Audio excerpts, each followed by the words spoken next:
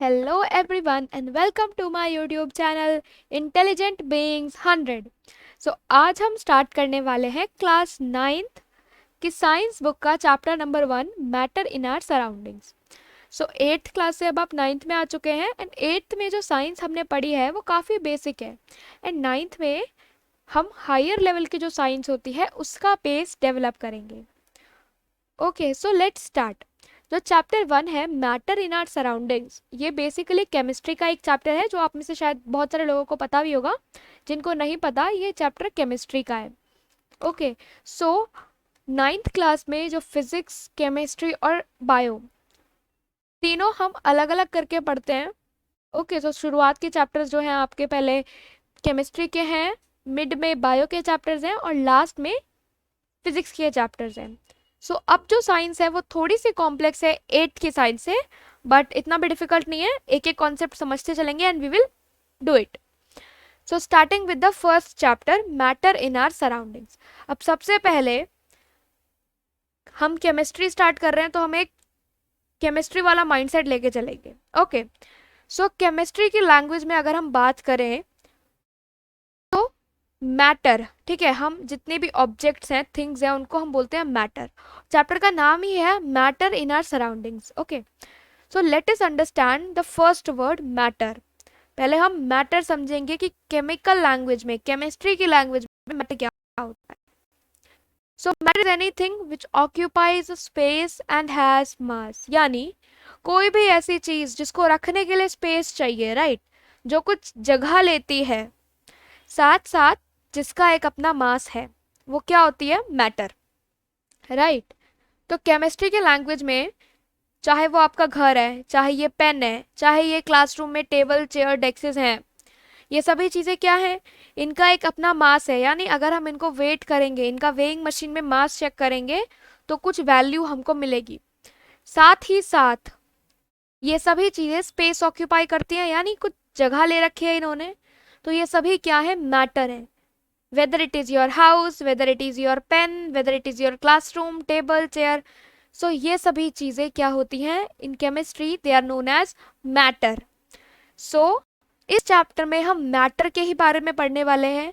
Matter को कैसे classify किया गया है और क्या क्या डिफरेंट स्टेट्स होती हैं मैटर की, केमिकल कंपोजिशन के अकॉर्डिंगली क्या क्लासिफिकेशन है, वो सब हम पढ़ेंगे। इतना डिफिकल्ट नहीं है।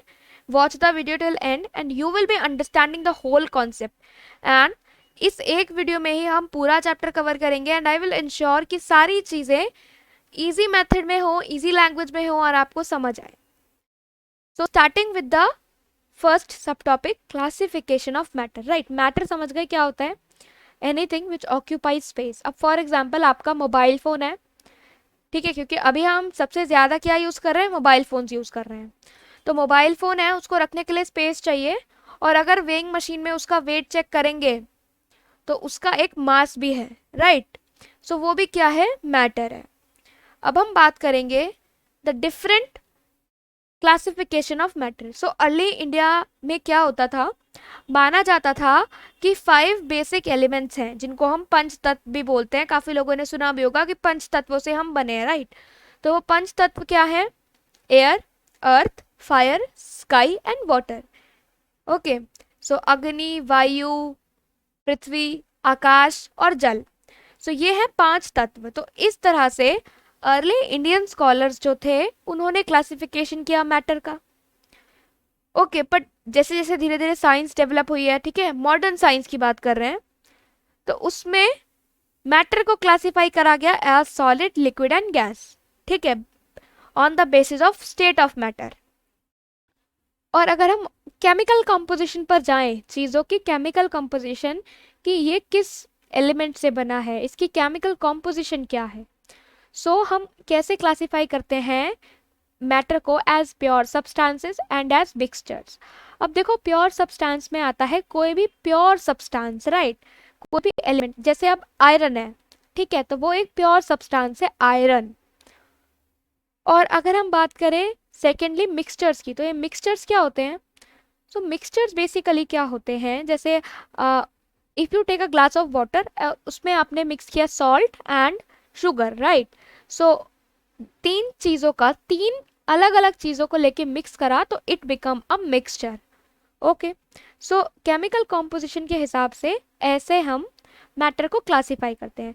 हालांकि इस चैप्टर में हमारा मेन फोकस रहेगा on states of matter. Okay, हम इस चैप्टर में मेनली सॉलिड, लिक्विड, गैसेस, उनकी डिफरेंट प्रॉपर्टीज को डिटेल में डिस्कस करेंगे।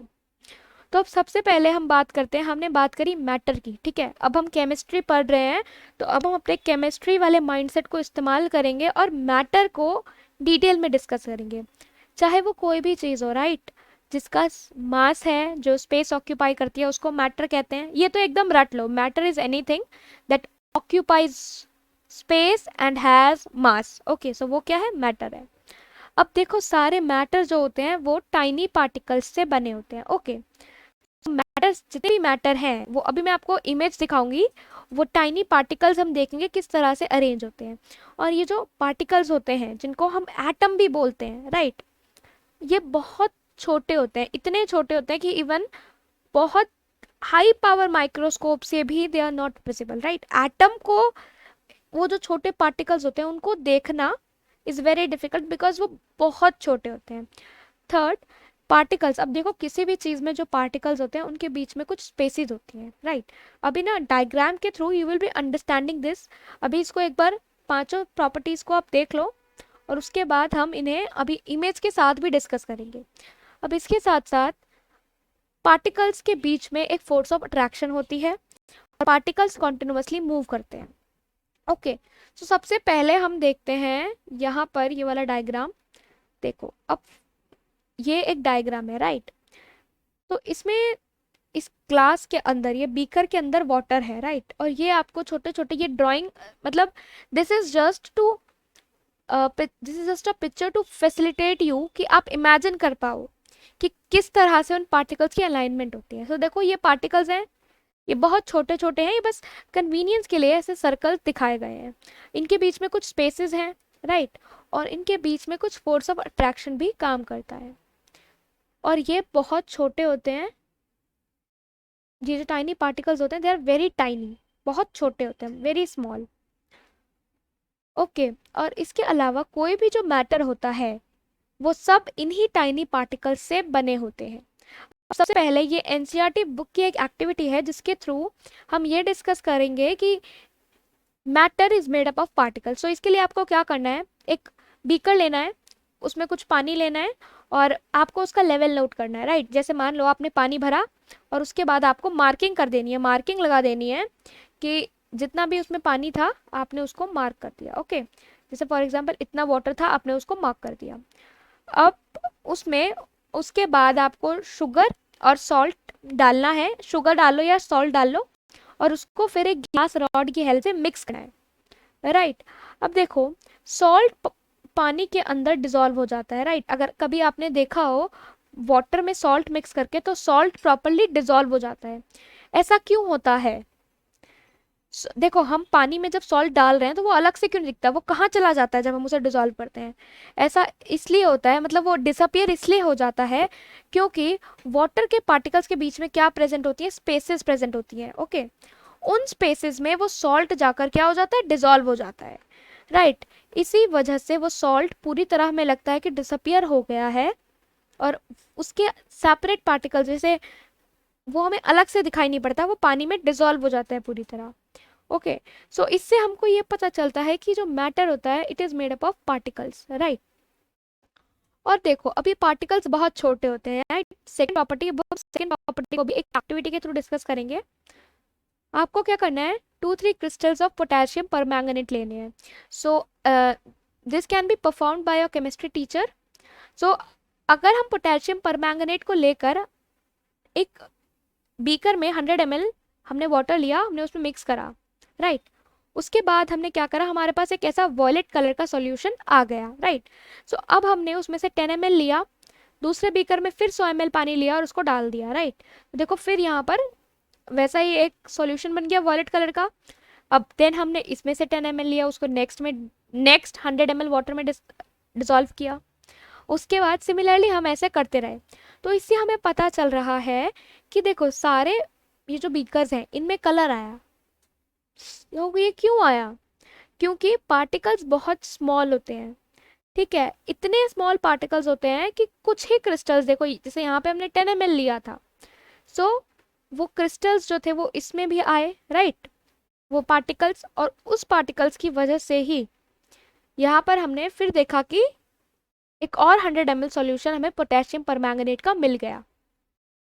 सो इससे हमें क्या पता चलता है, this shows that a few crystals of potassium permanganate can color a large volume of water because there are millions of tiny particles in each crystal।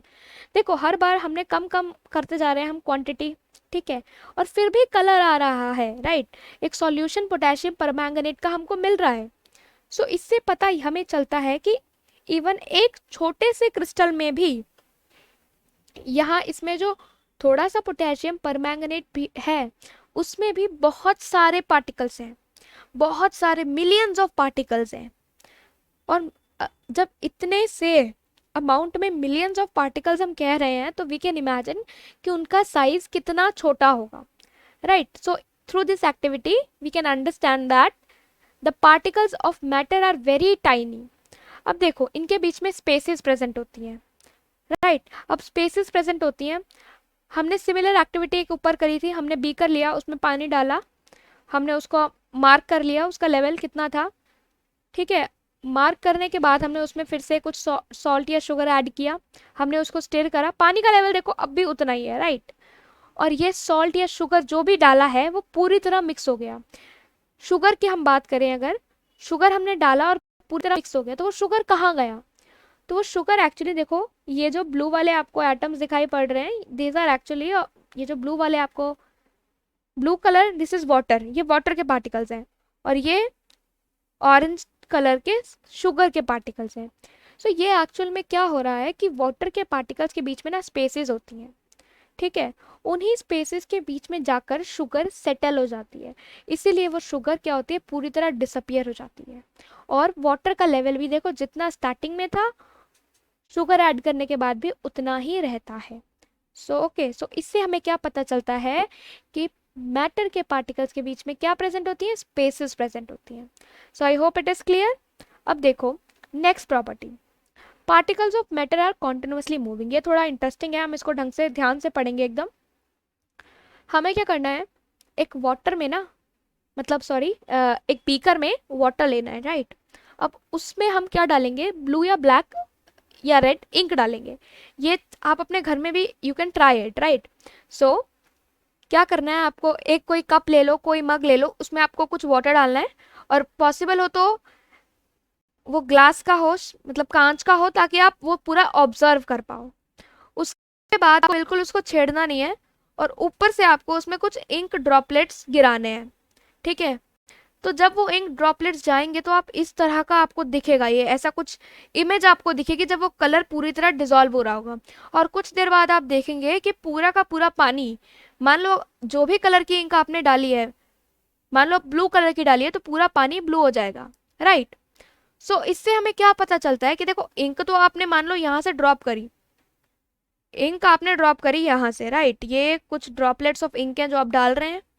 सो ये इंक गई इस पानी में, और ये पूरे के पूरे पानी में फैल रही है। तो ये क्यों फैल रही है, क्योंकि इसके जो पार्टिकल्स हैं वो कॉन्टिन्यूसली क्या करते हैं, मूव करते हैं। सो इसी वजह से क्या होता है, पूरे पानी में वो इंक फैल जाती है, राइट। सो देखो यहाँ पे पार्टिकल्स हैं, ये इधर उधर मूव करते हैं, ठीक है, कहीं भी अब ये मूव कर रहे हैं, और पूरे पानी में इंक फैल जाती है, राइट। पूरे पानी में वो एक तरह से आपको कुछ देर बाद आपको दिखेगा कि आपका पूरा पानी जो आपने उस बीकर में लिया था वो पूरा उसी इंक के कलर का हो गया है। So why this is so, because particles are continuously moving, और इसलिए पार्टिकल्स का क्या होता है, डिफ्यूजन होता है। अब सबसे पहले डिफ्यूजन क्या होता है, so diffusion basically it is a process, right, of intermixing of two matters on their own. Intermixing जैसे देखो दो मैटर्स का इंटरमिक्सिंग, दो मैटर को देखो हमने यहाँ पे इंक लिया था, दूसरा हमने पानी लिया, मिक्स किया, तो दो अलग अलग मैटर्स को हमने क्या करा, इंटरमिक्स किया, तो दैट इज डिफ्यूजन। ओके, इसके अलावा डिफ्यूजन की जो डेफिनेशन होती है एक और, मतलब जो हम कहेंगे कि और ज़्यादा in a language of chemistry बहुत ज़्यादा एक्यूरेट डेफिनेशन ये होती है, the movement of a substance from its higher concentration to its lower concentration. देखो, understand it very carefully. Higher concentration से लोअर कंसंट्रेशन की तरफ जब कोई सब्सटेंस मूव करता है तो दैट इज डिफ्यूजन। इंक आपने ऊपर से ड्रॉप की थी, इंक की कंसंट्रेशन देखो यहाँ पर ज्यादा है अभी, राइट, यहाँ पर इंक अभी तक नहीं पहुंची, तो इंक क्या करेगी, जहां पर उसकी कंसंट्रेशन ज्यादा है वहां से मूव करेगी उस तरफ जहां पर उसकी कंसंट्रेशन कम है, तो यही प्रोसेस कहलाता है diffusion. Okay, so I hope it is clear to you. अब देखो, particles of matter attract each other, ये सारा हमने प्रॉपर्टीज के थ्रू और एक्टिविटीज के थ्रू हमने सारी प्रॉपर्टीज डिस्कस करी हैं, सो दैट बहुत अच्छे से क्लियर हो जाएगी। Particles of matter attract each other, अब हम कैसे कह सकते हैं कि कोई भी एक मैटर है उसके पार्टिकल्स अट्रैक्ट कैसे करते हैं, हम कैसे ये कह सकते हैं। देखो, टेक एन आयरन नेल, आपको क्या करना है, एक आयरन नेल लेनी है, एक चॉक पीस लेना है, एक रबर बैंड लेना है, ये मटेरियल आपको ले लेने हैं। अब उसके बाद ना उनको हैमर करना है, यानी एक हैमर से, एक हथौड़े से उसके ऊपर आपको हिट करना है, या फिर आप उसे कट भी कर सकते हैं, या चाहो तो आप उसे स्ट्रेच करके देखें। Okay, so you will find कि चॉक को इजीली हम एकदम से तोड़ेंगे तो टूट जाएगा, राइट, रबर बैंड को हम स्ट्रेच करेंगे तो वो खिंच जाती है। ओके, पर अगर हम आयरन नेल को तोड़ेंगे तो वो टूटेगी नहीं, ठीक है। क्यों नहीं टूटेगी, बिकॉज उसके जो पार्टिकल्स हैं उन्होंने एक दूसरे को बहुत कस के अट्रैक्ट कर रखा है, बहुत टाइटली एक दूसरे को पकड़ रखा है, सो इसीलिए क्या होगा, वो ब्रेक नहीं होगी। ओके, और रबर बैंड में भी हालांकि पार्टिकल्स ने एक दूसरे को होल्ड कर रखा है, बट वो फोर्स कम है, और चॉक में भी सिमिलरली क्या है, वो फोर्स कम है। अब देखो, ये तीन अलग अलग डायग्राम्स आपको दिख रहे हैं, एक में यू कैन सी ये जो एटम्स हैं, ये टाइनी टाइनी पार्टिकल्स जो हैं, ये बहुत ज्यादा क्लोजली पैक्ड है, राइट, यू कैन सी बहुत क्लोजली पैक्ड है, कॉम्पैक्ट एकदम पैकिंग है, एकदम कैसे ना ठूस ठूस के एकदम भर रखा है। तो here यू कैन सी कि पार्टिकल्स बहुत क्लोजली रखे हुए हैं। सेकेंड बीकर में ये वाटर है, ओके, सो इसमें आप देख रहे हैं कि पार्टिकल्स के बीच में ना कुछ स्पेस है। और थर्ड है, रबर कॉर्क की हेल्प से एक बीकर में एक गैस है, राइट, तो इसमें आप देख रहे हैं कि पार्टिकल्स के बीच में स्पेसेस ज्यादा हैं। तो देखो, ये जो तीनों डिफरेंट स्टेट्स ऑफ मैटर हैं, सॉलिड, लिक्विड एंड गैस, ये डिफरेंट इसीलिए होते हैं क्योंकि इनके अंदर ये टाइनी पार्टिकल्स अलग अलग तरह से अलाइन होते हैं। जैसे सॉलिड के केस में देखो क्या है, बिल्कुल स्पेसेस दिख नहीं रहे आपको, टाइटली पैक्ड है। लिक्विड के केस में ये जो अरेंजमेंट है थोड़ा सा लूज है, राइट, थोड़ी स्पेसेस हैं। और गैस के केस में स्पेसेस ज्यादा है, बहुत ज्यादा है। So now we are going to study the three states of matter in a great detail, right. So और देखो यहाँ पर ये पास पास है सॉलिड में, क्योंकि इनके बीच में फोर्स ऑफ अट्रैक्शन बहुत ज्यादा है। वाटर के केस में फोर्स ऑफ अट्रैक्शन है पर कम है, और गैस के केस में फोर्स ऑफ अट्रैक्शन है ही नहीं, बिल्कुल एकदम नेग्लिजिबल है। Okay, so now we are going to study the three states of matter in a great detail. सबसे पहले हम आते हैं सॉलिड पर, राइट। तो सॉलिड, अब देखो अपने आसपास, आप अपने रूम में if you look around so you can find out many solid objects, right, your pen, pencil, mobile phone, laptop और एनीथिंग, राइट, तो वो क्या है, सॉलिड है। ओके, तो अब हम कैसे कहते हैं कि कोई चीज़ सॉलिड है ना। जैसे फॉर एग्जाम्पल, अगर हमें किसी भी चीज़ को डिफाइन करना होता है तो हम उसकी कुछ क्वालिटीज़ देखते हैं, है ना, कि हम बताते हैं कि हाँ भाई ये चीज़ ऐसी है। सो अब हम सॉलिड की वही प्रॉपर्टीज डिस्कस करेंगे कि हम कैसे आइडेंटिफाई करते हैं कि एक चीज़ सॉलिड है, राइट।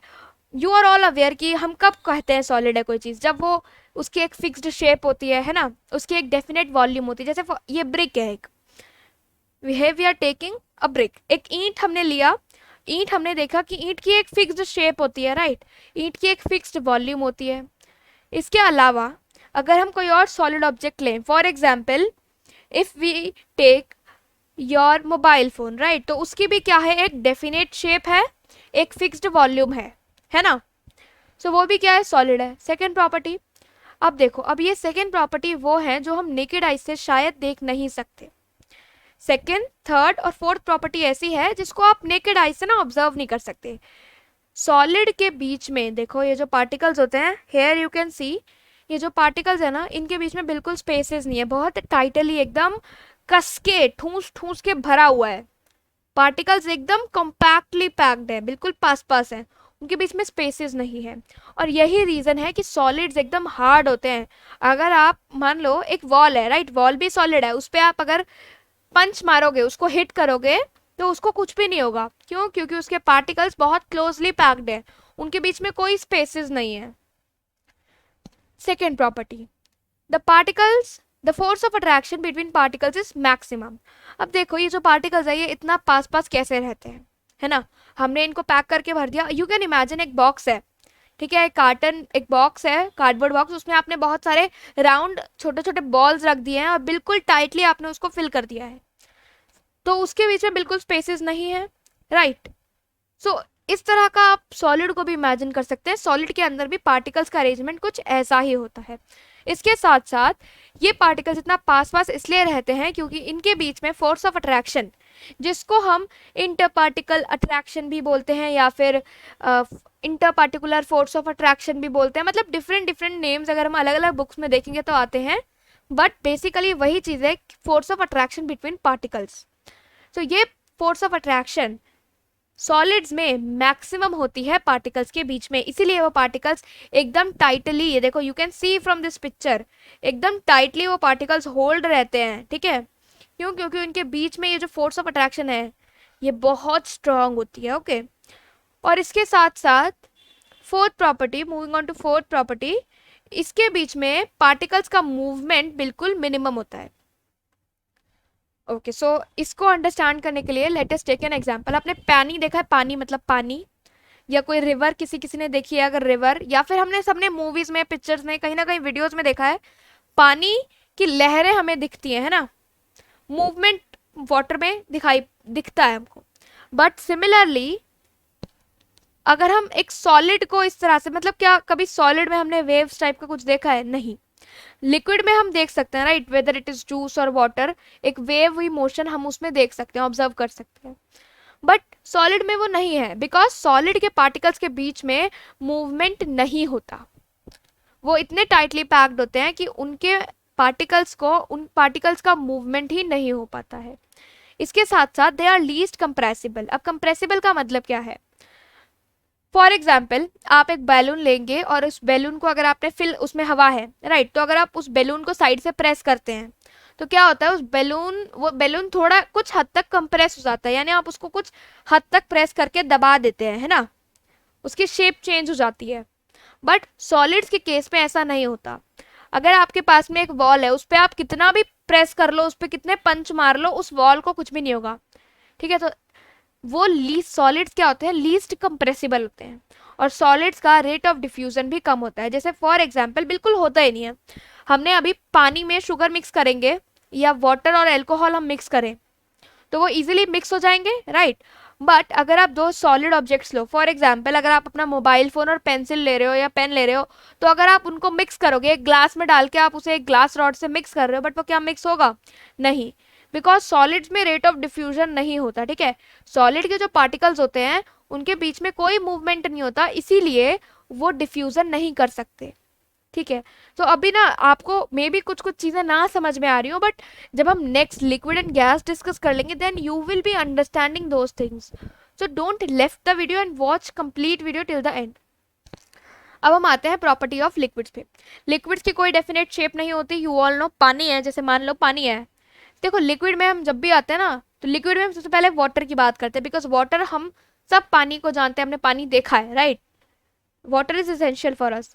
सो वाटर की कोई शेप नहीं होती, उसको आप जैसे कंटेनर में डालोगे वो वैसा ही शेप ले लेता है।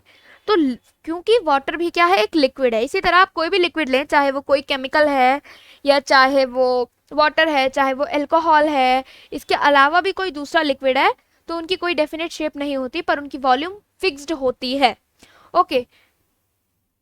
वॉल्यूम फिक्स होने का मतलब क्या है, अगर 1 लीटर पानी है तो आपको 1 लीटर का बॉटल चाहिए उसको स्टोर करने के लिए, ओके। इसके बीच में, पार्टिकल्स के बीच में स्पेस होती है इंटरमीडिएट। इंटरमीडिएट क्यों कहा है इसको? बिकॉज पार्टिकल्स के बीच में स्पेस होती है। देखो सॉलिड के केस में बिल्कुल भी नहीं होती, पर लिक्विड के केस में होती है, बट लिमिटेड स्पेस, बहुत ज्यादा भी नहीं, लिमिटेड स्पेस। इसके अलावा देखो सॉलिड में हमने सबने देखा है कि पानी को बहते हुए, पानी में हम वेव्स ऑब्जर्व कर सकते हैं। सो इससे हमें क्या पता चलता है कि पार्टिकल्स का मूवमेंट भी होता है, पार्टिकल्स तो पार्टिकल्स के बीच में फोर्स ऑफ अट्रैक्शन सॉलिड के कंपैरेटिवली कम होती है। इसके अलावा पार्टिकल्स की मूवमेंट होती है, बट पार्टिकल्स की मूवमेंट भी क्या है, इंटरमीडिएट है। अब देखो इंटरमीडिएट क्यों कहा है, बिकॉज सॉलिड से तो ज्यादा है बट लिक्विड गैसियस स्टेट से कम है। Okay, they are less compressible, यानी ये जो लिक्विड्स होते हैं ये कम कंप्रेसिबल होते हैं। मान लो जैसे हमने बैलून का एग्जाम्पल लिया था, तो बैलून में एयर होती है ना, उसको जब आप दोनों साइड से प्रेस करोगे तो आप देखोगे कि बैलून थोड़ा सा कंप्रेस हो रहा है, थोड़ा छोटा हो रहा है, राइट। सो इससे हमें पता चलता है कि गैस जो होती है, गैसियस स्टेट जो होता है वो कंप्रेस हम उसको कर सकते हैं। बट अगर एक लिक्विड है, ठीक है, क्या लिक्विड को हम प्रेस करेंगे तो वो कंप्रेस होगा? कुछ हद तक होगा। जैसे फॉर एग्जांपल अगर आपने एक बॉटल में पानी भर रखा है और आप उसको, प्लास्टिक बॉटल है, साइड से कंप्रेस कर रहे हो, वो कुछ हद तक ही कंप्रेस हो पाएगा, ठीक है, उसके बाद कंप्रेशन नहीं होगा। इसके अलावा लिक्विड्स का रेट ऑफ डिफ्यूजन भी सॉलिड से ज्यादा होता है। अब डिफ्यूजन में आप लगा सकते हो, डिफ्यूजन की डेफिनेशन मैंने बताई थी, the movement of particles from higher concentration to lower concentration. For example आपके रूम में आप एक कॉर्नर में अगर वाटर, मान लो एक कॉर्नर में अपने बॉटल से पानी बहुत सारा फैला दिया, राइट, तो वो पानी क्या करेगा, जिस तरफ पानी नहीं फैलाया आपने उस तरफ मूव करेगा, राइट। सो ये सब चीजें आपने ऑब्जर्व कर रखी है, and I am taking these examples so that आप रिलेट कर सके, और जब हम रिलेट करके पढ़ते हैं तो वो हमें हमेशा याद रहता है। तो क्या होगा कि सॉलिड, जो आपने लिक्विड जो फैलाया है, मान लो आपने पानी जो फैलाया है वो मूव करेगा उस तरफ जिस तरफ पानी नहीं है। सो पानी नहीं है उस तरफ मूव कर रहा है, इससे हमें पता चलता है कि रेट ऑफ डिफ्यूजन कम है और मूवमेंट हो रही है, मतलब कि पार्टिकल्स के बीच में inter particle force of attraction जो है वो भी सॉलिड से कम है, तभी तो वो मूव कर पा रहे हैं, राइट। और इसके साथ साथ वाटर के बीच में, यानी लिक्विड के बीच में, हमें पता है लिक्विड के पार्टिकल्स के बीच में स्मॉल स्पेसेस प्रेजेंट होती हैं। ये हमने अभी ऊपर एक्टिविटी से भी देखा था कि हमने जब वाटर में शुगर मिक्स करा, वाटर लेवल चेंज नहीं हुआ पर वो शुगर एकदम गायब हो गई। वो क्यों हुई? बिकॉज पानी के बीच में वो जो लिक्विड था, पानी वाटर जो है उसके बीच में स्पेसेस हैं, वो शुगर वहां जाके सेटल हो जाती है। ओके, सो आई होप दो प्रॉपर्टीज, दो स्टेट्स ऑफ मैटर, सॉलिड्स की एंड लिक्विड से आपको प्रॉपर्टीज क्लियर है। अब हम आते हैं गैसियस स्टेट पर। ओके, सो गैसेस का ना तो कोई डेफिनेट शेप होता है ना कोई फिक्स्ड वॉल्यूम होता है। ओके, अब देखो वॉल्यूम फिक्स्ड नहीं है, ये भी हम समझने वाले हैं, नेक्स्ट स्लाइड में इसको समझेंगे। उससे पहले गैसेस के बीच में, पार्टिकल्स के बीच में स्पेस मैक्सिमम होता है, राइट। पार्टिकल्स एक दूसरे से दूर दूर भागते हैं। अब देखो दूर दूर भागने के लिए सबसे अच्छा एग्जाम्पल है, मान लो अगर आप रूम के एक कॉर्नर में कोई रूम फ्रेशनर स्प्रे कर रहे हो, कोई सेंट, कोई परफ्यूम स्प्रे कर रहे हो, तो उसकी स्मेल दूसरे पर्सन तक पहुंच जाती है, राइट। ये तो आप सबने एक्सपीरियंस किया है, राइट। जब भी कोई परफ्यूम लगाता है, कोई रूम फ्रेशनर स्प्रे करता है, तो क्या होता है, उसकी स्मेल पूरे रूम में फैल जाती है। ऐसा क्यों होता है? क्योंकि देखो किसी भी स्टेट ऑफ मैटर की मूवमेंट होती है क्योंकि उसके अंदर के पार्टिकल्स मूव कर रहे हैं, और जब भी एक कॉर्नर में कुछ स्प्रे करा है, चाहे वो रूम फ्रेशनर है चाहे परफ्यूम है, तो उसकी स्मेल दूसरे कॉर्नर तक पहुंच रही है। वो क्यों पहुंच रही है? क्योंकि पार्टिकल्स एक दूसरे से दूर दूर भाग रहे हैं, उनके बीच में सबसे मैक्सिमम स्पेसेस है, उनके बीच में स्पेस ज्यादा है, राइट। और दूर दूर भाग पा रहे हैं, तो इससे हमें एक चीज और पता चल रही है, वो क्या, कि इनके बीच में जो फोर्स होती है, राइट, एक जो फोर्स होती है जो इनको बाइंड करके रखती है, वो फोर्स भी क्या है, वो फोर्स भी कम है। ओके, और गैस में फोर्स ऑफ अट्रैक्शन बिल्कुल मिनिमम होती है, राइट, लीस्ट, एकदम कम। इसके साथ साथ पार्टिकल्स का मूवमेंट मैक्सिमम होता है। Gas is the most compressible, ठीक है। कंप्रेसिबल देखो कैसे कंप्रेसिबल है, अभी हम इसको समझेंगे नेक्स्ट एग्जाम्पल में कि कैसे हम इसको कंप्रेस कर सकते हैं। जैसे ये बैलून है, राइट, अगर आप एक बैलून को दोनों साइड से, आप इस तरफ से कुछ फोर्स अप्लाई कर रहे हैं अपने हाथ से या किसी भी डिवाइस से, किसी ऑब्जेक्ट से, और इस साइड से भी, तो आप देखेंगे कि बैलून जो होता है ना वो कुछ हद तक कंप्रेस होता है ना, वो अंदर अंदर, मतलब वो छोटा होने लगेगा, कुछ कंप्रेस, कुछ हद तक कंप्रेस हो जाता है। तो गैस एक्चुअली कैसी होती है, कंप्रेसिबल होती है। और गैस का रेट ऑफ डिफ्यूजन, यानी गैस का मूवमेंट जो होता है वो सबसे ज्यादा क्या होता है, फास्ट होता है। ओके, क्यों फास्ट होता है? क्योंकि उसके अंदर के पार्टिकल्स बहुत हाई स्पीड से मूव करते हैं, है ना। और हाई स्पीड से मूव क्यों करते हैं? क्योंकि उनके बीच का inter particle force of attraction कम है ना। Inter particle force of attraction, यानी फोर्स ऑफ अट्रैक्शन जब कम है तो वो एक दूसरे को अपनी ओर अट्रैक्ट नहीं करते, वो लोग दूर दूर भागते हैं एकदम। सो ओके, सो आई थिंक आपको ये प्रॉपर्टीज क्लियर है। अगर किसी को भी कोई भी डाउट है so they can ask me in the comment box. Okay, so अब हम देखेंगे यहाँ पर, हमने देखा यहाँ पर सॉलिड लिक्विड गैस, अभी हमने प्रॉपर्टी स्टडी करी सारी। सो अब यू कैन सी दैट यहाँ पे देखो सॉलिड के केस में कितने टाइटली एटम्स पैक हैं, पार्टिकल्स पैक हैं, I am using the word atom. So particles यहाँ पर बिल्कुल टाइटली पैक्ड है, लिक्विड में कुछ स्पेसेस है और गैस में तो बिल्कुल बीच में काफी सारी स्पेसेस है। ठीक है, पार्टिकल्स एकदम तेज से फोर्सफुली मूव कर रहे हैं, लिक्विड में मूवमेंट कम है और सॉलिड में इतने टाइटली पैक्ड है कि मूवमेंट की जगह ही नहीं है, राइट। अगर मूव तभी तो करेंगे जब स्पेस होगा, स्पेस ही नहीं है, बिल्कुल टाइटली पैक्ड है। और साथ साथ क्या है, इनके बीच में जो inter particle force of attraction है वो बहुत स्ट्रांग है। तो देखो यहाँ पर आप एक डायग्राम के थ्रू ये देख सकते हैं सॉलिड कैसे पैक है, लिक्विड में किस तरह का अरेंजमेंट है और गैस जो तीसरा स्टेट है उसमें किस तरह का अरेंजमेंट है। ओके, अब देखो अगर हम मूवमेंट की बात करें, अब देखो सॉलिड में क्या है, एकदम टाइटली पैक है, मूवमेंट नहीं है। लिक्विड में देखो ये एरोज आई थिंक आपको क्लियर है, if they are not visible, ये रेड कलर के एरोज हैं जिससे मूवमेंट दिख रही है। और गैस में देखो स्पेस ज्यादा है तो देखो मूवमेंट रैपिड है, फास्ट मूवमेंट है, रेट ऑफ डिफ्यूजन फास्ट है। इसीलिए क्या होता है जब एक रूम के एक कॉर्नर में रूम फ्रेशनर को स्प्रे करता है या फिर कोई परफ्यूम लगाता है तो हमें उसकी स्मेल जल्दी आती है। अब देखो ये हमने 3 स्टेट्स के बारे में पढ़ लिया, आई होप इट इज क्लियर। देखो कोई भी डाउट अगर आपको है, कुछ भी चीज समझ नहीं आई है, so you can directly comment, I will be responding to your comments. इसके अलावा फॉर नोट्स डिस्क्रिप्शन में I am giving you the link for the notes, you can click that. और अगर अभी नहीं है तो लिंक 2-3 दिन में अवेलेबल हो जाएगा। और साथ साथ में आपको ये जो पीपीटी है जिससे मैं आपको पढ़ा रही हूँ ये भी आपको डिस्क्रिप्शन बॉक्स में इसका भी लिंक मिल जाएगा, तो you can download it and keep it for your revision and you can use it for making your notes. Okay, और नोट्स आपको बनाने हैं ताकि आप एग्जाम टाइम में उनका यूज कर सके, या फिर आप अपनी एनसीईआरटी बुक में ही सारे इंपॉर्टेंट अंडरलाइन कर सकते हैं। और साथ में जो भी चीज़ें मैं एक्स्ट्रा बताती हूँ या जो भी हम एक्सप्लेनेशन देते हैं, जो एग्जाम्पल्स देते हैं, वो आप नोट कर सकते हैं पेंसिल से।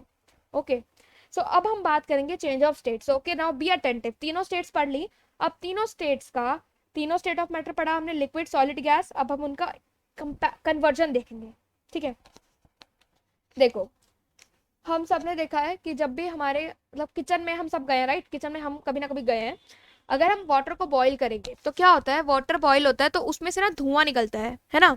हम बोलते हैं कि ऊपर वेपर बन के भाप, बोलते हैं ना भाप उड़ रही है, तो वो क्या है, वो लिक्विड किस में चेंज हो रहा है, गैसियस फॉर्म में। सो वेपर क्या है, गैसियस फॉर्म है। ओके, और इसके अलावा हम सब ने देखा है कि जैसे जो कोई भी मेटल है या कोई भी सॉलिड है, जैसे आयरन है, सो आयरन से भी ना अलग अलग टूल्स बनाए जाते हैं। वो कैसे बनाते हैं कि आयरन को ना बहुत हाई टेम्परेचर पे पहले हीट करते हैं, उसके बाद वो लिक्विड बन जाता है ना। और अगर हम किसी गैस को कूल करेंगे, गैस को ठंडा करेंगे, तो वो लिक्विड बन जाती है। ठीक है, ओके, और अगर हम एक सॉलिड को हीट करेंगे तो वो लिक्विड बनेगा, वाटर को हीट करेंगे तो वो गैस बनेगा, और अगर गैस को वापस ठंडा करेंगे तो वो वाटर बनेगा और मतलब लिक्विड बनेगा, और लिक्विड को और बहुत ज्यादा ठंडा करेंगे तो वो क्या बन जाएगा, सॉलिड स्टेट। अब देखो सबके साथ ऐसा नहीं होता, राइट। सो अब बहुत सारे बच्चे ऐसे होंगे जिनके दिमाग में अलग अलग एग्जाम्पल्स आएंगे, तो हम सबसे सिंपल एग्जाम्पल लेंगे पानी का। ठीक है, अगर आप वाटर को गैस स्टोव में मान लो आपने रखा, नीचे आपने गैस ऑन किया और उसे हीट मिल रही है, तो वो गैस आपने एलपीजी से उसको हीट मिल रही है, राइट। सो क्या हो रहा है, वो वाटर बॉईल हो रहा है, वाटर बॉईल होके चेंज हो रहा है किसमें, स्टीम में चेंज हो रहा है, राइट। देखो यहाँ पर वाटर बॉईल होके चेंज हो रहा है किसमें, स्टीम में चेंज हो रहा है, ये स्टीम निकलती दिख रही है। ओके, अब इस स्टीम को जैसे आप सबने ऑब्जर्व किया होगा, अगर नहीं किया किसी ने तो you can try with the help of your parents. एक कोई भी आप वेसल में पानी लीजिए, उसको बॉईल करें और ना उसके ऊपर एक प्लेट रख दो। ठीक है, उसके बाद थोड़ी देर में वाटर जब बॉईल हो गया तो उसके बाद आप जब गैस को बंद करेंगे और वो प्लेट जब रिमूव करेंगे, okay, so do it with some safety equipment because वो प्लेट काफ़ी गर्म हो जाती है ड्यू टू द टेम्परेचर। जब आप उसको रिमूव करेंगे तो आप उसके बैक साइड में देखेंगे कि वाटर ड्रॉपलेट्स आ जाते हैं। वो ड्रॉपलेट्स क्या होता है कि जब पानी बॉईल होता है, जब आप उसको जब तक टेम्परेचर मिलता है तब तक वो क्या होता है, वाटर चेंज होता है वेपर में, और वेपर क्या है, गैसियस स्टेट है। और फिर जब ऊपर वो किसी चीज पे मतलब प्लेट पे, मान लो आपने ऊपर एक प्लेट से कवर कर रखा था उस यूटेंसिल को, उस वेसल को, उस पर वो ड्रॉपलेट्स आते हैं, उनका टेम्परेचर कम होता है एंड उसके बाद क्या होता है कि वो वापस से पानी बन जाता है, राइट, छोटी छोटी ड्रॉपलेट्स बन जाती हैं, ठीक है। और अगर आप उस वाटर को, if you take the water and keep it in the freezer, so that will become ice. अगर हम उसको फ्रीजर में रख देंगे, if we will reduce the temperature drastically then it will transform into ice. तो वो क्या बन जाएगा, आइस बन जाएगा, अगर टेम्परेचर बहुत कम कर दिया जाए। ओके, सो देखो यहाँ पर ये आइस है, इसको हीट करा। अब देखो आइस में पार्टिकल्स कैसे थे, बिल्कुल पास पास थे, ठीक है। Listen to me very carefully, watch the diagram very carefully. बहुत ईजी है चैप्टर अंडरस्टैंड करने में, बट फिर भी ना कभी कभी छोटी छोटी चीज़ों के डाउट्स रह जाते हैं और जिससे हम बड़े बड़े क्वेश्चंस गलत कराते हैं, तो हमें वो नहीं करना है ना, हमें बहुत ध्यान से सुनना है और बहुत अच्छे से परफॉर्म करना है।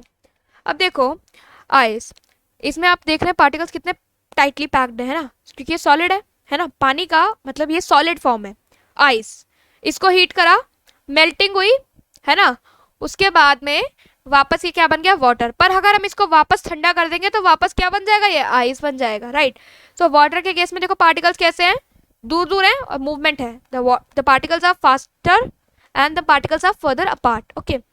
अगर आप इसको फर्दर बॉईल करो, ओके, सो फर्दर बॉइलिंग में क्या होगा, ये liquid will change into vapour. ये लिक्विड, ये जो तरल स्टेट है, लिक्विड स्टेट है, it will turn into gaseous form. ये किस में बदलेगी, गैस में बदलेगी, है ना। अब गैसियस स्टेट में जब कन्वर्जन हुआ, you can see that in the three diagrams, here the particles are very closely packed, right, here the particles are loosely packed and here they are very loosely packed. There are large spaces between the particles के बीच में बहुत बड़ी बड़ी spaces present हैं, okay. सो ये आपने देखा कि कैसे वाटर का हमने सबसे सिंपल एग्जाम्पल लेके पढ़ा कि कैसे स्टेट में कन्वर्जन होता है, कैसे चेंजेस आते हैं। अब देखो अगर इस टी का टेम्परेचर हम फिर से लो कर देंगे तो क्या होगा, ये फिर से पानी बन जाएगी, और फर्दर इसका टेम्परेचर लो करेंगे तो फिर से ये बर्फ बन जाएगी, है ना। सो ये it is clear, you can take a screenshot और I will be sharing the entire notes, entire PPT with you after the session.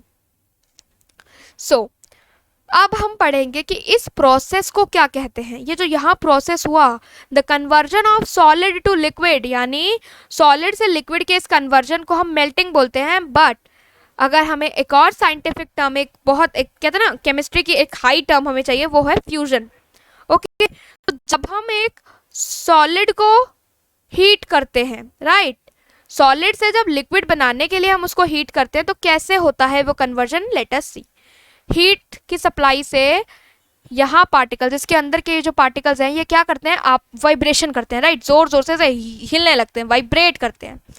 उससे क्या होता है, और नीचे से एनर्जी सप्लाई होती जा रही है, रिमेंबर दिस, ये गैस सप्लाई हो रही है, फायर है ना, हीट सप्लाई की जा रही है, बेसिकली एनर्जी मिल रही है। सो ये पार्टिकल्स क्या होते हैं, वाइब्रेट करते हैं, बहुत सारी एनर्जी इनमें आती जाती है और फाइनली एक पॉइंट ऐसा आता है कि ये इस inter particle force of attraction को ब्रेक कर पाते हैं और एक दूसरे एकदम इस अट्रैक्शन के फोर्स को तोड़ते हैं और दूर दूर भागने लगते हैं, और तब ये स्टेट कन्वर्जन हो जाता है। सो इसी को हम क्या कहते हैं, fusion, okay. This is the process of conversion of solid into liquid when heat is supplied, okay, so that process is known as fusion। और simple एक लाइन का है, the conversion of solid to liquid when heat is applied or when energy is supplied, that is known as fusion, okay। so अब ये अच्छा solid यानी ice, हम ice की मेल्टिंग की बात कर रहे हैं। Ice, the temperature at which a solid melt is called its melting point, okay। देखो अब जिस टेम्परेचर पर ये बर्फ पिघलना शुरू करेगी वो इस बर्फ का मेल्टिंग पॉइंट होगा, ओके। अगर हम बात करें एक दूसरे मेटल आयरन की, सो आयरन को मेल्ट करने के लिए हमें बहुत ज़्यादा टेम्परेचर हाई करना पड़ता है, हीट बहुत ज़्यादा देर तक सप्लाई करनी पड़ती है। तो जिस टेम्परेचर पर जाकर जो चीज़ मेल्ट होना शुरू करती है वो उस चीज़ का मेल्टिंग पॉइंट होता है, ओके। जैसे अगर आप पानी को, अगर आप आइस को 0 डिग्री सेल्सियस पर, आइस का ये जो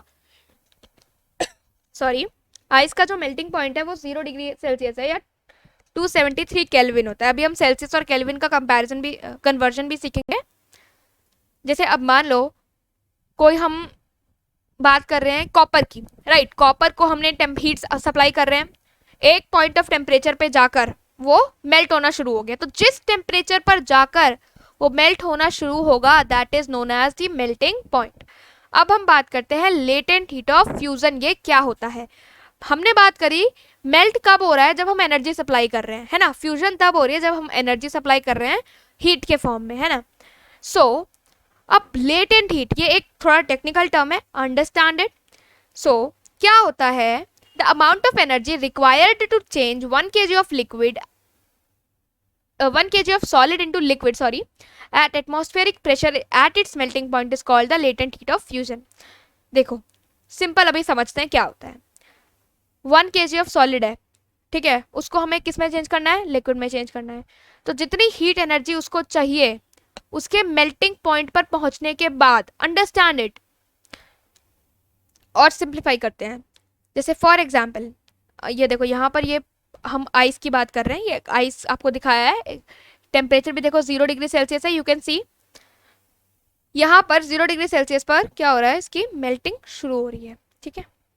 सो अब क्या होगा, जितनी हीट इसको इस टेम्परेचर पे पहुंचने के बाद चाहिए, अब देखो इस टाइम में टेम्परेचर में कोई चेंज नहीं हो रहा है ना, थर्मामीटर में कोई चेंज दिखाई नहीं दे रहा, पर हीट तो अभी भी लग रही है ना, हीट तो अभी भी सप्लाई कर रहे हैं। तो वो हीट कहाँ जा रही है, वो हीट जो 0 डिग्री सेल्सियस पे आने के बाद इसको सॉलिड से लिक्विड में कन्वर्ट करेगी, उसको हम कहते हैं लेटेंट हीट। लेटेंट का मीनिंग ही होता है छुपा हुआ या हिडन। सो वो हीट क्या हो रही है, देखो जो हीट अब सप्लाई हो रही है वो थर्मामीटर में रिकॉर्ड नहीं हो रही, यानी वो छुपी हुई है, हिडन है। सो इसीलिए हम उसको कहते हैं लेटेंट हीट ऑफ फ्यूजन। अब वो एनर्जी है तो जाएगी कहाँ, तो वो एनर्जी मैं बताती हूँ कहाँ जाएगी। वो एनर्जी ये सॉलिड के पार्टिकल्स यूज करेंगे और अपनी फोर्स ऑफ वाइब्रेट करेंगे जोर से, और अपनी फोर्स ऑफ अट्रैक्शन को तोड़ेंगे ताकि वो अपनी स्टेट कन्वर्ट कर पाए। Okay, so I hope that it is clear to you. Moving on forward, yes. So here you can see 0 degree Celsius पर है ये, अभी भी हम इसको हीट सप्लाई कर रहे हैं, तो वो क्या है, लेटेंट हीट ऑफ फ्यूजन है।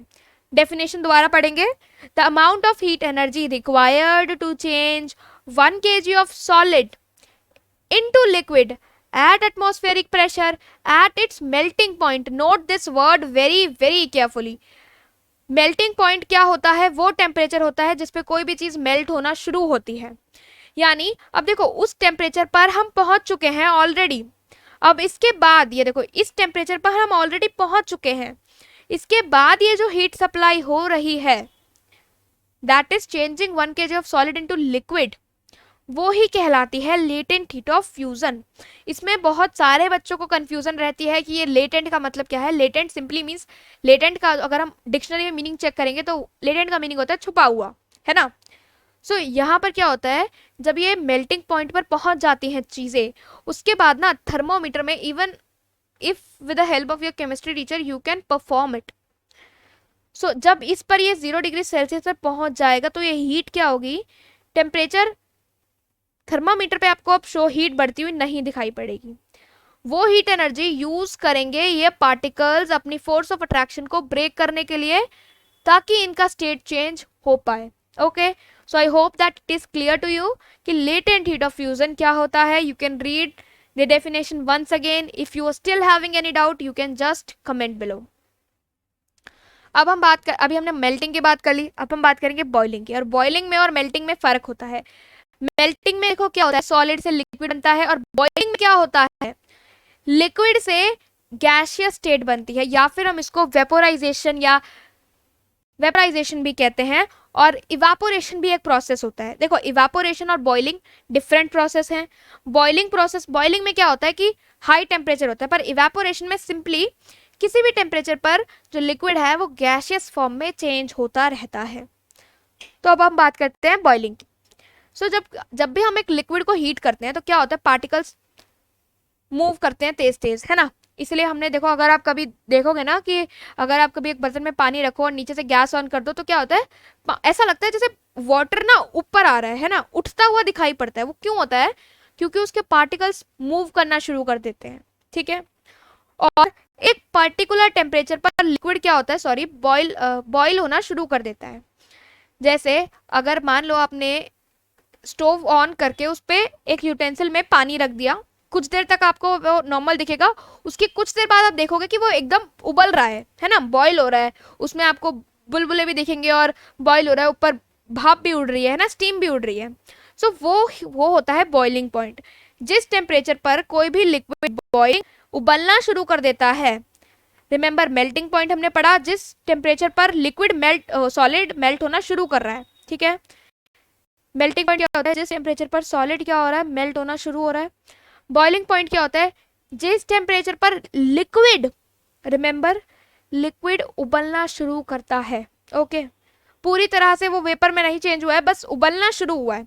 जैसे पानी 100 डिग्री सेल्सियस पर क्या करते, पानी 100 डिग्री सेल्सियस पर उबलना शुरू कर देता है, बॉईल हो जाता है ना, बॉईल होने लगता है, तो वो क्या होता है, बॉइलिंग पॉइंट, ठीक है।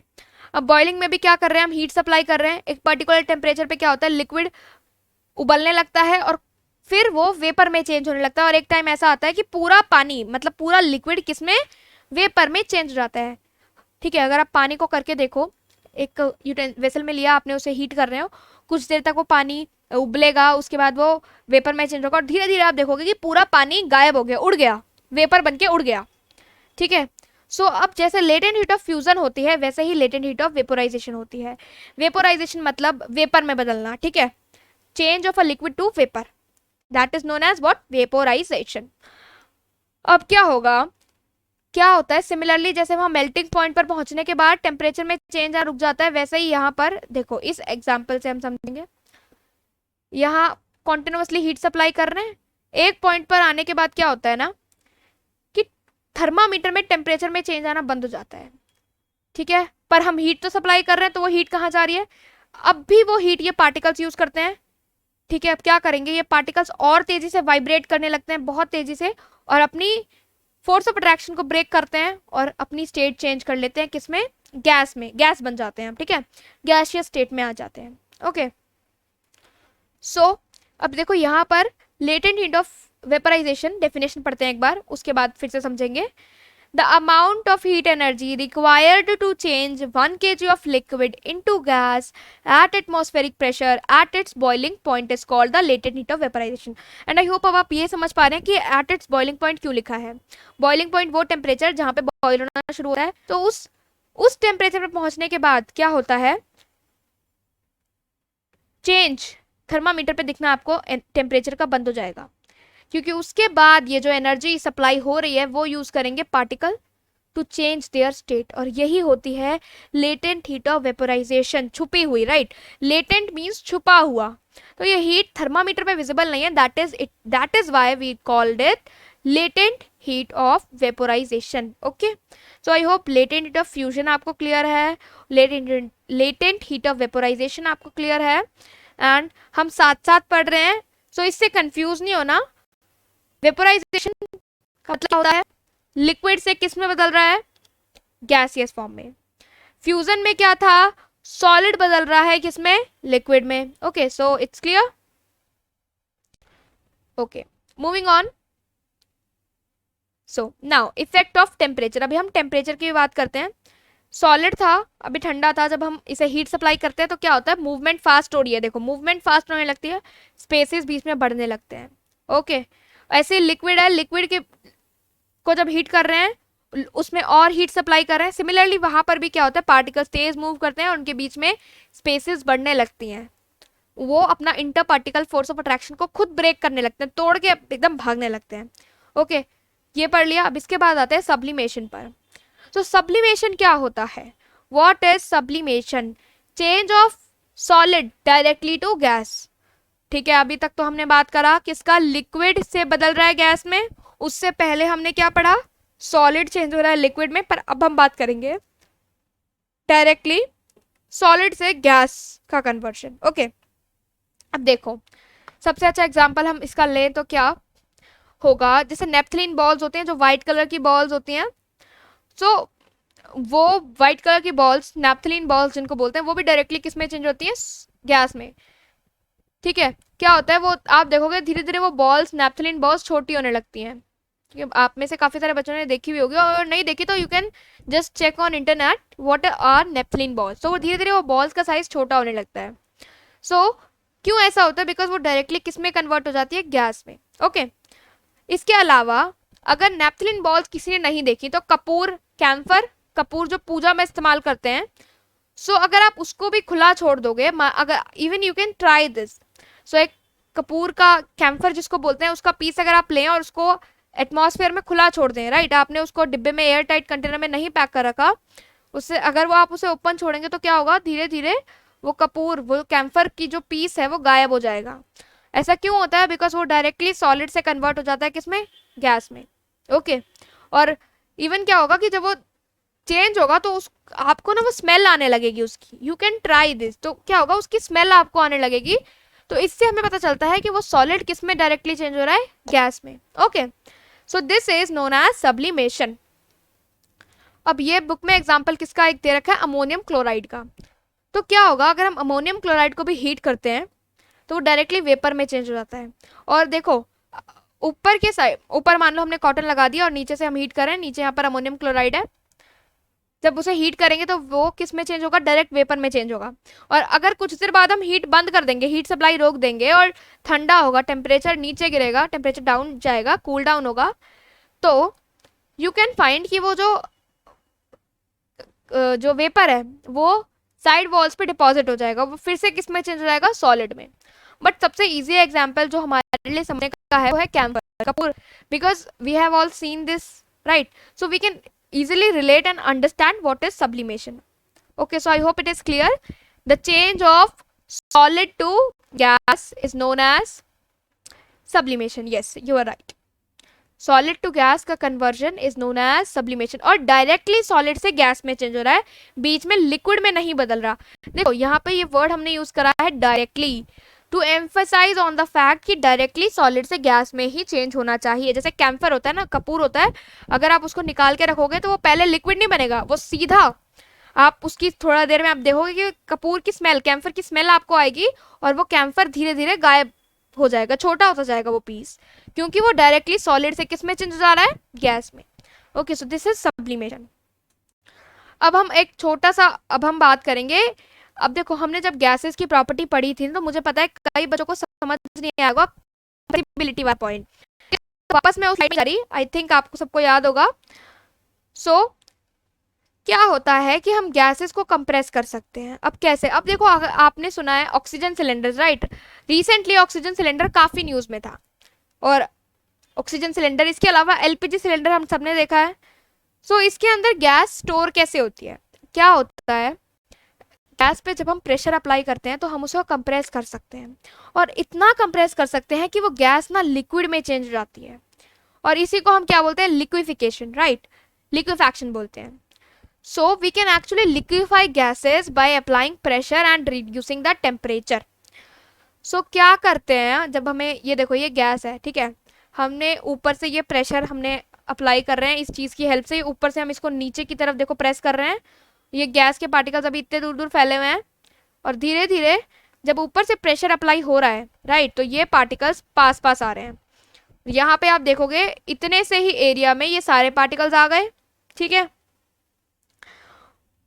ओके अब हम इसको और कंप्रेस करेंगे, और इतना कंप्रेस करेंगे कि ये इतना पास पास आ जाए पार्टिकल्स कि ये लिक्विड बन जाए, और फाइनली ये लिक्विड में कन्वर्ट हो जाएगा। ओके सो इसी तरह से लिक्विफाई करके गैसेस को सिलेंडर में भरा जाता है, वेदर इट इज एलपीजी और वेदर इट इज ऑक्सीजन। इसके अलावा एक स्पेशल इंफॉर्मेशन 1 मार्क क्वेश्चन के लिए, जो कार्बन डाइऑक्साइड होती है, ठीक है, कंप्रेस्ड सॉलिड कार्बन डाइऑक्साइड को ही हम ड्राई आइस कहते हैं।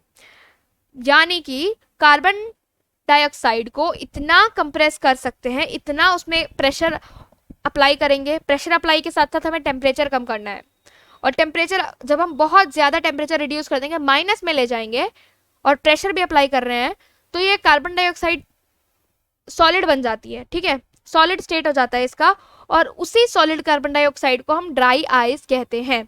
सो ड्राई आइस क्या होती है? सॉलिड कार्बन डाइऑक्साइड ही होती है। और जब हम प्रेशर रिड्यूस करते हैं तो वो वापस किसमें क्या बन जाता है? गैस बन जाती है।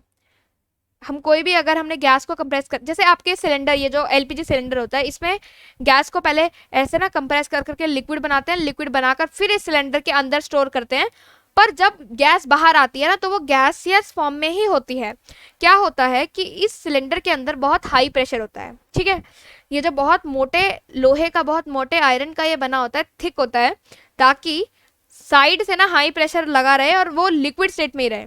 पर जब वो गैस इस होल के थ्रू बाहर आती है, तो बाहर तो एटमॉस्फेरिक प्रेशर है, बाहर प्रेशर कम है, तो वो वापस जब वो लिक्विड, इसके अंदर जो लिक्विड फिल्ड है, जो एलपीजी लिक्विफाई करके भरी हुई है इसके अंदर, सो वो एलपीजी जब इस होल के थ्रू बाहर आती है, तो क्या होता है, एकदम से प्रेशर कम होने लगता है, और इसी प्रेशर कम होने की वजह से ये वापस डायरेक्टली गैस बन जाती है बिना लिक्विड में कन्वर्ट हुए। So I hope that it is clear to you. और सॉलिड कार्बन डाइऑक्साइड को ही हम ड्राई आइस कहते हैं। ओके, सो ये वही था कि सॉलिड, हम कार्बन डाइऑक्साइड को कंप्रेस करके सॉलिड बना सकते हैं, बट जब उसका प्रेशर वापस से कम हो जाता है और टेम्परेचर बढ़ने लगता है, प्रेशर कम होने लगता है, तो वापस क्या बन जाती है, अपनी गैसियस फॉर्म में वापस आ जाती है।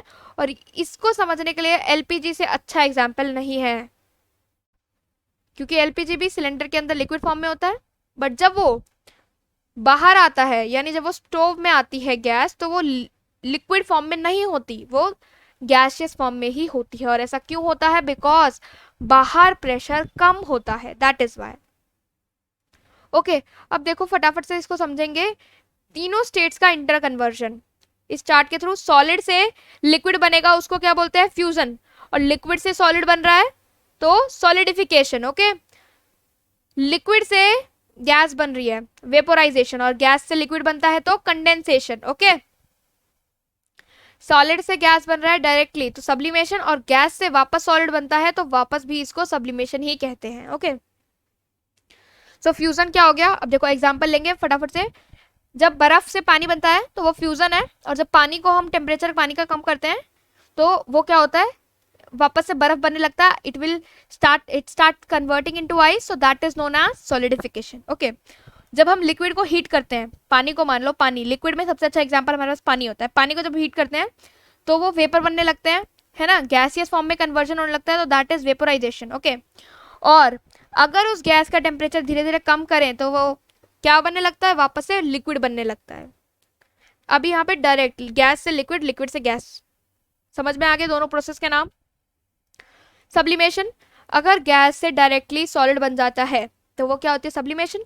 और सॉलिड से, जैसे हमने कैम्फर के एग्जाम्पल में देखा था, कपूर के एग्जाम्पल में देखा था, वो सॉलिड से डायरेक्टली गैस बन जाता है तो वो process is known as sublimation. I hope it is clear. Fusion is the process of conversion of solid to liquid, solidification is the process of conversion of liquid to solid, liquid to gas, the process of conversion of liquid to gas, देखो arrow, liquid to gas is known as vaporization, इसका उल्टा लें, the process of conversion of gas to liquid is condensation, ठीक है, और the process of conversion of solid to gas is sublimation, gas to solid is also sublimation। okay, so I hope it is clear. अब हम बात करेंगे evaporation की। अब देखो, इवापोरेशन और बॉइलिंग डिफरेंट है। बॉइलिंग में क्या होता है, हम कंटिन्यूअसली हीट सप्लाई करते हैं, उसके बॉइलिंग पॉइंट पर उसको पहुंचाते हैं, उसके बाद में क्या होता है, वेपर्स बनते हैं। बट इवापोरेशन में ना ऐसा कुछ नहीं होता। इवापोरेशन में अगर टेम्परेचर बॉइलिंग पॉइंट से कम भी है तो भी क्या होता है, लिक्विड वेपर में चेंज होता है। तो इवापोरेशन एक सरफेस फिनोमिना है। अब देखो सरफेस फिनोमिना क्यों कहते हैं, अभी समझाती हूँ। सो इसमें क्या होता है, सरफेस पे देखो, यहाँ ये इस एग्जाम्पल से समझेंगे। सरफेस पे ऊपर मानो यहाँ पर एक सन है, राइट, सन है, सन से हीट सप्लाई हो रही है, सन से हीट मिल रहा है, और ये एक रिवर है। ओके, ये वाटर बॉडी है कोई, तो उस वाटर बॉडी के सरफेस पर जितना भी पानी है वो गर्म होगा, है ना, और उसके गर्म होने के बाद क्या हो रहा है, सरफेस पर, यानी इस सरफेस पे जितने भी वाटर के पार्टिकल्स प्रेजेंट थे वो उनमें बहुत एनर्जी आ जाएगी, और वो क्या करेंगे, अपने फोर्स ऑफ अट्रैक्शन को तोड़कर वेपर में कन्वर्ट हो जाएंगे। ठीक है, अब ये वाली ऊपर वाली लेयर इवेपोरेट हो गई, अब नीचे वाली लेयर के पार्टिकल्स ऊपर आ गए। अब सिमिलरली उनके साथ ये होगा, सरफेस पे जो पार्टिकल्स आ गए अब वो एनर्जी लेंगे और चेंज हो जाएंगे किसमें, वेपर में। तो that is why evaporation is known as surface phenomena. ठीक है, particles from the surface gain enough energy to overcome the forces of attraction and change into vapour. So you got it. अब देखो कुछ factors होते हैं जो evaporation को effect करते हैं, वो क्या है। इवापोरेशन डिपेंड करती है सरफेस एरिया पर। मान लो सरफेस एरिया कम होगा, क्योंकि अभी हमने देखा कि सरफेस पे जितने पार्टिकल्स होते हैं ना, वही एनर्जी लेते हैं और चेंज हो जाते हैं। पर मान लो अगर इतना बड़ा नहीं, बहुत छोटा सा सरफेस है, मान लो इतना बड़ा सरफेस है, तो क्या होगा कि कम होगी इवापोरेशन, क्योंकि सरफेस ही छोटा है और सरफेस छोटा है तो सरफेस पर पार्टिकल्स भी कम है। ओके, और टेम्परेचर बढ़ने से इवापोरेशन बढ़ती है और टेम्परेचर कम होने से इवापोरेशन कम होती है। इसके साथ साथ ह्यूमिडिटी पर और विंड स्पीड पर भी इवेपोरेशन डिपेंड करती है। अब फॉर एग्जांपल अगर कपड़े होते हैं, जो कपड़े जब हम कपड़े धोते हैं और उसको मान लो बाहर टांग देते हैं, कहीं पे भी उसे टाई कर दिया, तो क्या होता है, इवापोरेशन से ही वो सूखते जाते हैं। उस कपड़े के सरफेस पे जितने भी वाटर पार्टिकल्स होते हैं वो एटमॉस्फेयर से क्या करते हैं, एनर्जी लेते हैं और किस में चेंज होते हैं, गैस में चेंज होकर उड़ जाते हैं, वेपर में चेंज हो जाते हैं, राइट। सो जब टेम्परेचर ज़्यादा होता है तो वो इवापोरेशन जल्दी जल्दी होती है। अब ह्यूमिडिटी क्या होती है, ह्यूमिडिटी को अगर हम समझे, जैसे कभी कभी बरसात के बाद बहुत अजीब सा वेदर हो जाता है, एकदम चिपचिपा सा जिसको बोलते हैं, मॉइस्ट वेदर हो जाता है। तो जब वेदर ज़्यादा मॉइस्ट होता है तब क्या होता है, इवापोरेशन नहीं होती। अब वेदर मॉइस्ट क्यों होता है, क्योंकि ऑलरेडी एटमॉस्फेयर में जब वाटर के पार्टिकल्स हैं, तो ठीक है, ऑलरेडी जब वाटर के पार्टिकल्स हैं तो इवापोरेशन कम होगी, क्योंकि ऑलरेडी वहाँ पार्टिकल्स हैं। ठीक है, तो इसीलिए ह्यूमिडिटी बढ़ने से इवापोरेशन कम हो जाती है।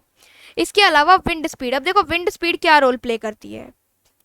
सो विंड स्पीड के केस में क्या होता है, विंड स्पीड, अब मानो हवा है, राइट, हवा यहाँ से हवा है, हवा के साथ ये पार्टिकल्स, मतलब ये जो वेपर में चेंज हुए, ये बहकर चले गए, राइट। अब ये और कन्वर्ट होते जा रहे हैं, ठीक है, और फिर ये यहाँ से ये मॉलिक्यूल्स हट गए ताकि नीचे वाले और कन्वर्ट हो गए, राइट, नीचे वाले और कन्वर्ट हो गए।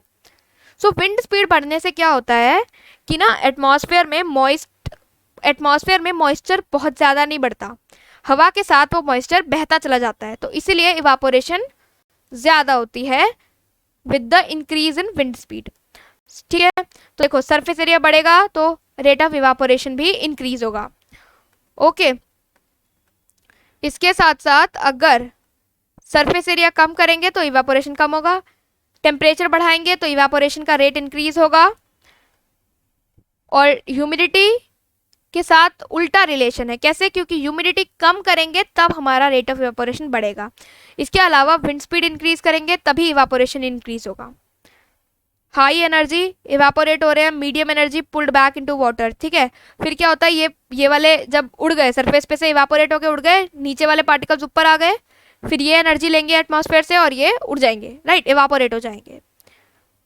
और ये धीरे धीरे सरफेस पे जो पार्टिकल्स आते हैं वो इवापोरेट हो जाते हैं, और ये सरफेस फिनोमिना हम इसको इसीलिए कहते हैं क्योंकि सरफेस वाले पार्टिकल्स में ही पहले, मतलब सरफेस वाले पार्टिकल्स में ही चेंज शुरू होता है। ओके, तो दैट इज वाई इसको हम सरफेस फिनोमिना कहते हैं, बिकॉज इवापोरेशन को सरफेस एरिया इफेक्ट करता है। So I hope it is clear to you. अब इवापोरेशन से कूलिंग होती है। कैसे कूलिंग होती है, अब फॉर एग्जाम्पल जैसे कभी कभी हम गर्मी में क्या करते हैं, हम बार बार अपने हाथों को पानी से धोते हैं तो हमें ठंडा फील होता है। वो ठंडा फील क्यों होता है, उसके पीछे भी साइंस है। वो क्यों होता है, क्योंकि वो लिक्विड क्या करता है, हमारे हाथ पे से हीट एनर्जी को लेता है और वो ना इवापोरेट, जैसे अगर हम कभी हाथ धोएं और हमने उसे ड्राई नहीं किया, मान लो टॉवल से नहीं पोंछा और ऐसे ही हाथ पे पानी है, और हम किसी भी एक ऐसे चीज़ के सामने है, मान लो हमने हवा के सामने फैन के नीचे अपने हाथ करें, तो क्या होगा, हमें ठंडा फील होता है। वो ठंडा फील क्यों होता है, उसके पीछे का साइंस ये है कि वो जो वाटर के पार्टिकल्स है ना, वो हमारे हाथ पे से क्या करते हैं, हीट एनर्जी, हमारे हाथ में जो गर्मी हमें फील हो रही है, हीट फील हो रही है, वो हीट एनर्जी को लेते हैं और किस में चेंज जाते हैं, वेपर में। तो हमारे हाथ पे से वो हीट एनर्जी चली जाती है, राइट, तो इसीलिए हमें वो ठंडा फील होता है। तो क्या होता है, when a liquid evaporate the particle of liquid, वो लिक्विड पार्टिकल हीट एब्जॉर्ब करते हैं। हमने देखो यहाँ पर पढ़ा था, जब लिक्विड चेंज होता है किस में, जब लिक्विड चेंज होता है गैसियस स्टेट में, तो हम उसको यहाँ पर क्या कर रहे थे, हीट सप्लाई कर रहे थे। ठीक है, तो इसी तरह इवेपोरेशन में भी क्या हो रहा है, हीट सप्लाई हो रही है। और वो पार्टिकल्स इवापोरेट हो रहे हैं जब गैसियस स्टेट में चेंज हो रहे हैं, एनर्जी ले रहे हैं, और इसी वजह से सराउंडिंग का टेम्परेचर कम हो जाता है, क्योंकि सराउंडिंग की हीट एनर्जी लेकर तो वो लिक्विड इवापोरेट हो गया, है ना, वेपराइज हो गया। सो इसी वजह से वो सराउंडिंग ठंडी हो जाती है। और इसीलिए क्या होता है, कभी कभी people sprinkle water on the roof और open ground because during evaporation water absorb heat and make the hot surface cool. और मतलब कई बार हमने देखा कि छत पर भी ना लोग पानी छिड़कते हैं ताकि ठंडा रहे। वो इसलिए ठंडा रहता है क्योंकि वो पानी ना वेपोराइज होता है हीट एनर्जी लेकर, और नीचे वाला सरफेस ठंडा रह जाता है। और इसीलिए during the summer we sweat more, यानी ज्यादा पसीना आता है, बिकॉज वो पसीने से भी क्या होता है, इवापोरेशन ही होती है। तो वो स्वेट जब हीट अब्जॉर्ब करता है हमारी बॉडी से और वो वेपोराइज होता है तो हमारी बॉडी को ठंडा फील होता है, राइट। कभी अगर बहुत ज़्यादा पसीने आ रहे हैं और हम एकदम से किसी फैन के नीचे आ जाते हैं तो हमें बहुत ठंडा सा फील होता है। वो ठंडा फील इसलिए होता है क्योंकि क्या होता है, मैंने अभी बताया था विंड स्पीड के बढ़ने से इवापोरेशन बढ़ता है। तो अल्टीमेटली विंड स्पीड बढ़ गई क्योंकि हम फैन के नीचे आ गए, तो उससे क्या होता है, इवापोरेशन तेज होने लगता है और हमें ज़्यादा ठंडा फील होता है। वो स्वेट आपकी बॉडी से हीट एनर्जी लेता है और इवापोरेट होता है, वेपर में चेंज हो जाता है, तो इसलिए हमें ठंडा लगता है। So that is why it is advisable to wear cotton cloths during summer because cotton sweat को absorb कर लेता है और फिर easily उसका evaporation हो जाता है, राइट। सो अब देखो यहाँ पे से आप समझ भी सकते हैं हाउ इवेपोरेटिव कूलिंग वर्क कैसे करती है। वार्म एयर आई, ठीक है, तो ये पानी है मान लो, ठीक है, वाटर, वार्म एयर आई, और अब फिर यहाँ पे ये कूलर एयर जा रही है, क्योंकि इवापोरेशन की हेल्प से ये वाटर चेंज किस में हो जाएगा, वेपर में। इस वार्म एयर का जो हीट थी वो किसने ले ली, वाटर ने ले ली, और इसीलिए यहाँ से कूलर एयर बाहर आई। सिमिलरली जो कूलर होता है घर में, जो डेजर्ट कूलर जिसको बोलते हैं या जो सिंपली कूलर बोलते हैं, उसमें भी सेम फिनोमेना वर्क करता है। वो कूलर भी हमारे सराउंडिंग की गर्म हवा को खींचता है ना, क्योंकि सराउंडिंग में जैसी भी हवा प्रेजेंट है वो हवा होती है, उसके अंदर हम पानी भरते हैं, वहां पे भी यही होता है। वो पानी देखो, ये फिल्टर लगा है, इसमें गर्म हवा आ रही है, कूलर में भी फिल्टर्स होते हैं, साइड में उसकी जाली लगी होती है, वो फिल्टर्स के थ्रू एयर आ रही है, उस फिल्टर में उस जाली में क्या होता है, पानी जाता रहता है ऊपर से। आप अगर if you can check, you can also check कि उसमें पानी जाता है, और वो गर्म हवा जब उसके थ्रू पास करती है तो वो पानी उस हवा का, उस गर्म हवा का वो टेम्परेचर लेता है और खुद इवापोरेट हो जाता है, और ठंडी हवा हमें कूलर से लगती है, मतलब कूलर के थ्रू हमें फिर ठंडी हवा मिलती है। ओके, सो इवापोरेशन के पीछे का ये जो कूलिंग इफेक्ट है उसकी साइंस हमने समझ ली, और डेजर्ट कूलर में भी यही साइंस एक्ट करती है। सो this is the end of this chapter. NCERT book में चैप्टर के एंड में कुछ क्वेश्चंस होते हैं, इन टेक्स्ट क्वेश्चंस, वो आप करें, और साथ में उसमें कुछ एडिशनल इंफॉर्मेशन दे रखी है। दो और स्टेट्स ऑफ मैटर के बारे में बताया गया है, या वो एग्जाम पॉइंट ऑफ व्यू से इम्पॉर्टेंट नहीं है, बट स्टिल दो और स्टेट्स ऑफ मैटर होते हैं, प्लाज्मा और बोस आइंस्टाइन कंडेंसेट। सो वो हायर लेवल की केमिस्ट्री में स्टडी किया जाता है उनको, बट बेसिक हमें तीन स्टेट्स ऑफ मैटर के बारे में अच्छे से इंफॉर्मेशन रखनी है। और ये water cooling mechanism, I hope you have well understood, and I hope that the whole chapter is clear to you. Thanks for watching the video. Do share with your friends. Do like, share and subscribe. Thank you very much.